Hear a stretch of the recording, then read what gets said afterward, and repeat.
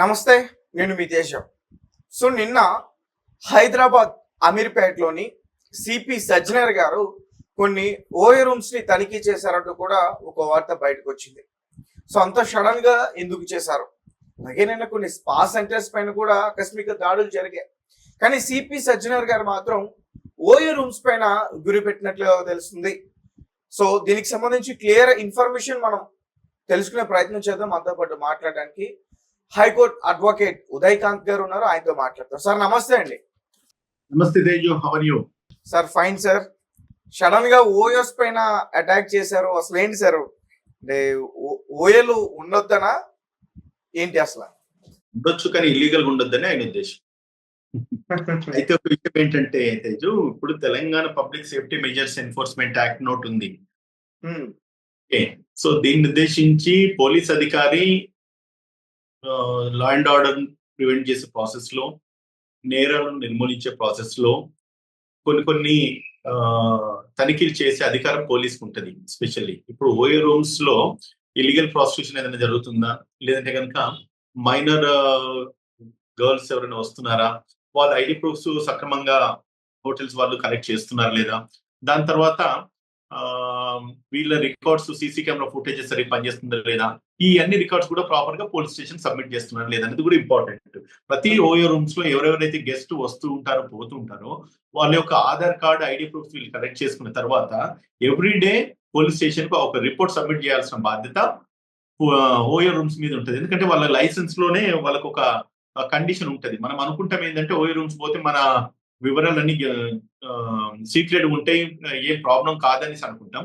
కానీ ఎవరైతే ఓయో రూమ్స్కి వెళ్తారో వాళ్ళ యొక్క వివరాలు అన్ని కూడా ఏదైతే హోటల్ కలెక్ట్ చేస్తారో అవన్నీ కూడా పోలీస్ స్టేషన్ కి ఇవ్వాలి. ఎందుకంటే రేపటి రోజు ఏదైనా నేరం జరిగింది, ఆ క్రైమ్ జరిగింది అన్నప్పుడు దాని మీద ఇన్వెస్టిగేషన్ కు సపోర్ట్ చేసే విధంగా ఓయో రూమ్స్ లో కానీ, లేదంటే కనుక స్టేట్ రాష్ట్ర వ్యాప్తంగా ఎక్కడ కూడా ఏ ఇన్సిడెంట్ జరిగినా కూడా one or the other way link up అయి ఉంటది. కాబట్టి మోర్ పర్టికులర్లీ ఓయో రూమ్స్ లో ఏదైతే జరుగుతా ఉన్నాయో వస్తూ పోతున్న వాళ్ళ యొక్క వివరాలు పోలీస్ స్టేషన్ కు సబ్మిట్ చేయాల్సిన బాధ్యత హోటల్స్ కు ఉంటాయి. అవన్నీ కూడా ప్రాపర్ గా సబ్మిట్ చేస్తున్నారు లేదా, అండ్ వచ్చిన ఇన్ఫర్మేషన్ ప్రాపర్ గా ఉందా లేదన్నది కూడా ఆయన ఉద్దేశం. అంతేకాకుండా ఇప్పుడు రీసెంట్ గా సుప్రీంకోర్టు ఒక జడ్జిమెంట్ ఇవ్వడం జరిగింది. Prostitution is not an offence అంటున్నారు. అంటే వ్యభిచారం నేరం కాదని చెప్పేసి రీసెంట్ గా సుప్రీంకోర్టు జడ్జిమెంట్ ఇచ్చింది. దాని మీద చాలా మీడియా ఛానల్స్ లో ఈ రోజు మనకు ఇన్ఫర్మేషన్ వచ్చింది, మనందరికి కూడా తెలుసు.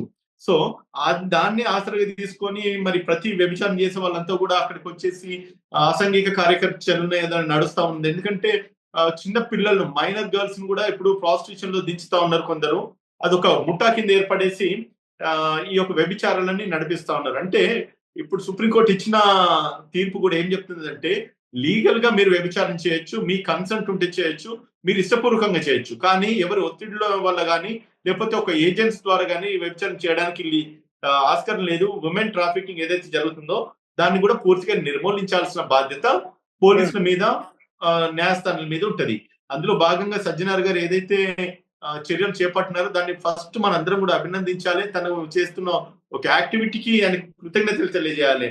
అంటే చాలా విషయాలలో ఒక రాంగ్ ప్రాపగండా వస్తా ఉన్నది. అంటే పబ్లిక్ ఒక ప్రైవసీని డిస్టర్బ్ చేస్తున్నారు. మేము హోటల్ రూమ్ లో ఉన్నప్పుడు కూడా సుప్రీంకోర్టు మాకు అన్ని చట్టభద్రత కలగజేసిన తర్వాత కూడా వీళ్ళు ఇల్లీగల్ గా మమ్మల్ని డిస్టర్బ్ చేసేసి రాత్రిపూట తనిఖీలు చేస్తా ఉన్నారని చాలా మంది కామెంట్స్ పెట్టడము, దాని మీద మాట్లాడడం జరుగుతా ఉన్నది. కాకపోతే ఏమంటే నేను ఎప్పుడు చెప్తుంటా, prevention is better than cure. ఏదో ఒక నేరం జరిగిన తర్వాత మనం దాని మీద అధ్యయనాలు చేసే దానికంటే కూడా నేరం జరగకముందు ఎటువంటి చర్యలు చేపట్టాలన్న దాని మీద దృష్టి సాధించాలని చెప్తా ఉంటాను. అందులో భాగంగా సిపి గారు తీసుకున్న నిర్ణయాన్ని మనం అందరూ కూడా హర్షించాల్సిన అవసరం ఉంది, అభినందన తెలియజేయాల్సిన అవసరం ఉంది.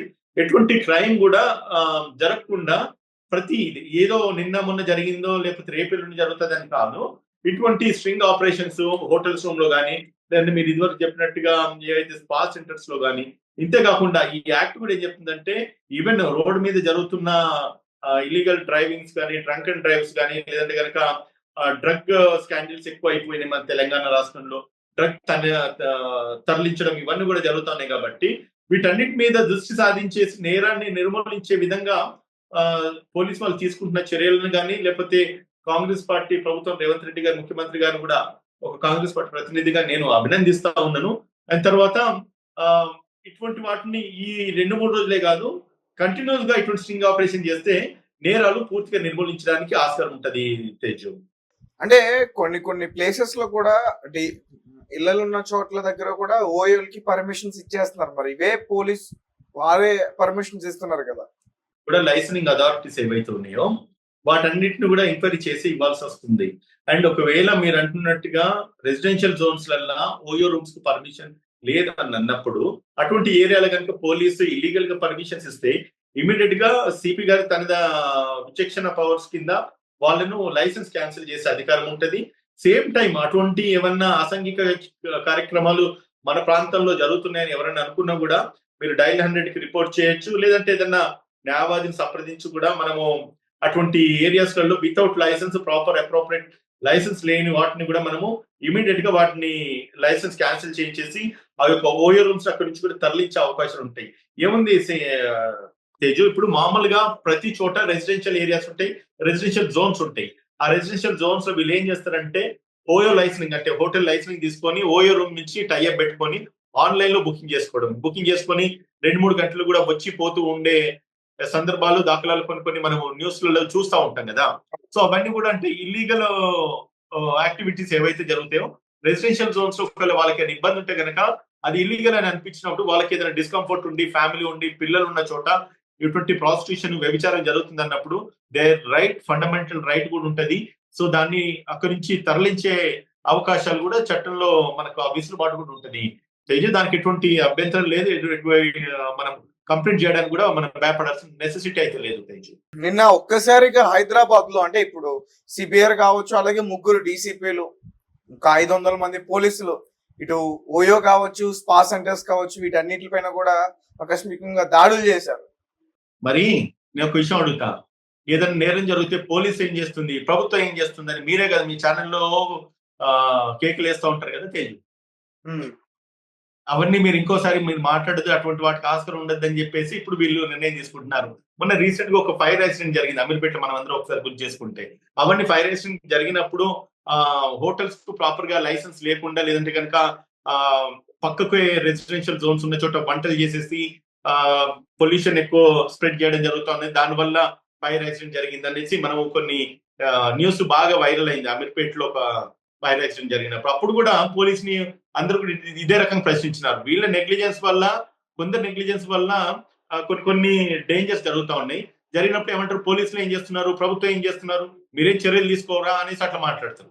ఇటువంటి ఏమన్నా ఆకస్మిక తనిఖీలు చేస్తే ఏమైంది, ఉండపనంగా తనిఖీలు చేస్తున్నారు, మా ప్రైవేట్ లైఫ్ కి ఇన్వాల్వ్ అవుతున్నారు వీళ్ళని చెప్పి ఇట్లా మాట్లాడతారు. అంటే కోడిగుడ్డు మీద ఈకలు పీకడానికి అందరూ కూడా ముందుకు వస్తూ ఉంటారు. కాకపోతే దేనిదైనా కూడా ఒక రూట్ కాజ్ ఒకటి ఉంటది. ఎందుకు ఏం చేస్తా ఉన్నారని దాన్ని ఆలోచించేసి మనం కామెంట్స్ చేస్తే మంచిది. బట్ ఏదేమైనప్పటికీ ప్రభుత్వం ఏదైతే పోలీస్ ఏదైతే చర్యలు చేపడుతున్నారో మనందరం కూడా సపోర్ట్ చేయాలి, హర్షించాల్సి. ఒక పక్క సుప్రీం కోర్టే చెప్తుంది కదా సార్, వ్యభిచారం లీగల్ అని చెప్పి. అవును, ఇప్పుడు వ్యభిచారము లీగల్, తన అమ్మాయి తన ఇష్టపూర్వకంగా వెళ్తే. కానీ వ్యభిచారాలలో వివిధ రకాలు ఉన్నాయి. చిన్న పిల్లల్ని కూడా తీసుకెళ్లి వ్యభిచారం చేయించుతా ఉన్నారు. చేయించడం అనేది ఉమెన్ ట్రాఫికింగ్ అంటారు. దాన్ని నిర్మూలించాల్సిన బాధ్యత పోలీస్ మీద ఉంటది, ప్రభుత్వాల మీద ఉంటది. ఒకటి, మైనర్ గర్ల్స్ ని తీసుకెళ్లేసి కూడా కొందరు ఏజెంట్స్ వాళ్ళని హోటల్స్ పంపించడం, బలవంత పెట్టడం కూడా మనము చాలా సందర్భాలలో చూస్తా ఉన్నాం. అది కూడా నేరం, చట్టరీత్యా నేరం. అది కాకుండా చాలా ప్రాస్టిట్యూషన్స్ ఎట్లా జరుగుతాయంటే తేజు, ఊర్లలో నుంచి చిన్న చిన్న పిల్లల్ని, ఆడపిల్లల్ని తీసుకొచ్చేసి వాళ్ళ ఇంట్లో వాళ్ళకు 20,000 30,000 ఇస్తూ వీళ్ళకు డైలీ బిజినెస్ కింద 5,000 10,000 ఇస్తూ 4-5 దగ్గరికి అమ్మాయిలను పంపించడం కూడా ఇప్పుడు హైదరాబాద్ లో మొత్తం కాదు, ఇటువంటి కూడా కొన్ని జరుగుతున్నట్టుగా మనం వార్తలలో వింటూ ఉంటాము, ఎవరో ఒకరు చెప్తా ఉంటాం, మనము చూస్తూ ఉంటాము. సో అటువంటి పూర్తిగా ఇల్లీగల్ కాబట్టి దాన్ని కూడా నిర్మూలించాల్సిన అవసరం ఉన్నది. అండ్ సేమ్ టైం ఈ ఏదైతే ఇల్లీగల్ ప్రాస్టిట్యూషన్ జరుగుతుందో దాన్ని నిర్మూలించమన్నారు. కోర్టు కూడా దాన్ని ఏకీభవించట్లేదు. వ్యభిచారం చేయండి, అమ్మాయికి సమితమై అనుకూలంగా ఉండి తను ఇష్టపూర్వకంగా చేస్తే నేరం కాదు, డబ్బులు తీసుకున్నా కూడా నేరం కాదు. ఇదివరకు అది నేరమే ఉండేది, పీటా యాక్ట్ కింద అటువంటి చేసినా కూడా నేరం అయ్యేది. ఇప్పుడు ఏంటంటే సుప్రీంకోర్టు ఇచ్చిన అంటే fundamental right article 21 right to life, right to Liberty అని చెప్పి ఏదైతే చెప్తున్నామో దాంట్లో ఎవరు కూడా వాళ్ళ ఇండివిజువల్ డిసిషన్స్ మీద పోలీస్ గాని ప్రభుత్వాలు గాని జోక్యం చేసుకోవద్దన్న ఉద్దేశంతో ఇచ్చిన తీర్పు, సుప్రీంకోర్టు తీర్పు, దాన్ని అందరూ కూడా హర్షిస్తా ఉన్నారు. అండ్ సేమ్ టైం సరే దానికి కొన్ని ప్రాంతాలలో దాని వల్ల నష్టాలు కూడా ఉన్నాయి. అంటే నష్టాలుగా అంటే లాభాల కంటే నష్టం కంటే లాభాలు ఎక్కువ ఉన్నాయి కాబట్టి దాన్ని లీగలైజ్ చేయడం జరిగింది. సో కాబట్టి అంటే ముందు ముందు దీని వల్ల పరిణామాలు ఏముంటాయి అంటే రెండు ఉంటాయి, ప్రోస్ కాన్సిక్వెన్సెస్ రెండు ఉంటాయి. అంటే సరే వస్తున్న పరిణామాలు బట్టి మనం ఆలోచించాల్సిన అవసరం. Right sir, thank you so much. Thank you thank you thank you.